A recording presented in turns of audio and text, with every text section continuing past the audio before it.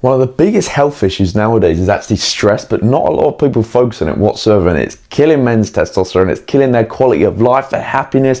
Everything is coming from their stress hormones because everyone's just completely wired all of the time, and their stress hormones are just through the roof constantly, they're chronically elevated, and all this gives us is a terrible, terrible life that we don't really enjoy. So I'm going to teach you what the causes are specifically of getting very, very stressed and what you can do to reduce your stress, because actively reducing your stress, even when you've got a very busy schedule, is 100% possible, and I've seen people do it.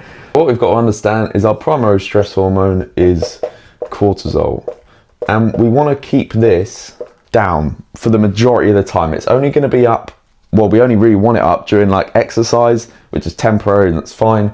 And we also want it elevated in the morning because this is what actually allows us to get out of bed. And if you can't get out of bed, it usually means your cortisol's low in the morning and high during the day, or high during the night, which is terrible. And the reason guys have chronically elevated cortisol is because obviously they're working 40 plus hours a week. I obviously understand you can't just drop this, but humans are not made to work 40 hours a week. It's why we just feel like, in a simple term, your body, when your cortisol is up, it feels like it's under attack all the time, but all you're actually doing is you're just working in an office.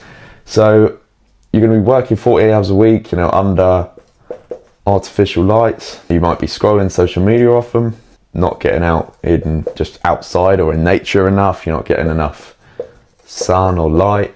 You've got awful sleep, and this is sort of like a reaffirming loop. If you get awful sleep, you're going to have really high stress hormones. If your stress hormones are really high, you're not going to be able to sleep properly.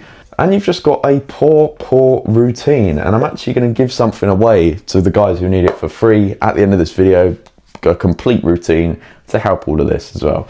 What can we do to fix all of these problems? Because our aim is to, obviously we'll have naturally high cortisol in the morning, that's fine. But what our aim is to reduce our baseline cortisol levels. And there are lots of things we could do for this. Primarily, the number one thing you're going to want to fix first is like the foundation, and you can't really have low cortisol if this isn't sorted, is your sleep. If we aren't getting 8+ hours a night of consistent high quality sleep, going to bed at the same time, waking up at the same time, Monday through to Sunday, it's going to be hard to control our stress hormones. So as much as you can, you want to optimize your sleep quality, your sleep quantity, getting enough time in bed, and also your sleep environment as well, because that sort of feeds into quality of sleep as well. We'll obviously do that. Work, I'm honestly not going to tell people to work less because that would just be stupid. But what you need to do is have micro breaks around your work. But you don't want to be spending loads of time on social media during your work as well, stimulating your mind. Scrolling social media is just going to spike your cortisol. You want to, you know, if you can, you've got a lunch break, you can go out and walk. You can just take little 2-3 minute breaks. You can do some breathing in between your work. If you're working late at night, obviously you can wear like blue light blockers as well, because of the artificial lights that are just messing your circadian rhythm up, and therefore just going to mess your sleep up and your energy, and your hormones are all going to be misaligned. But walking in general is going to, even if you do it after work, you do it before work, it is going to help reduce your cortisol, especially walking out in nature, phone on airplane mode, getting fresh air, getting light in your eyes. You're killing a lot of things at once, and you know, you're ticking off a lot of things at once just by, you can walk anywhere from like 6,000 to 10,000 steps a day is going to be really good for you. If you've done like, you know, 5 or 10 minutes of meditation or deep breathing, just for 5-10 minutes a day, it's going to make a major difference. It's not about having loads of time to do this. It's just about actively implementing some really small things into your life to reduce your stress. Because if we reduce our stress, we're going to increase our testosterone. It's going to be like a nice, again, a reaffirming positive loop of just getting better, getting less stress, getting more energy, getting more drive, and just feeling a lot better as a whole.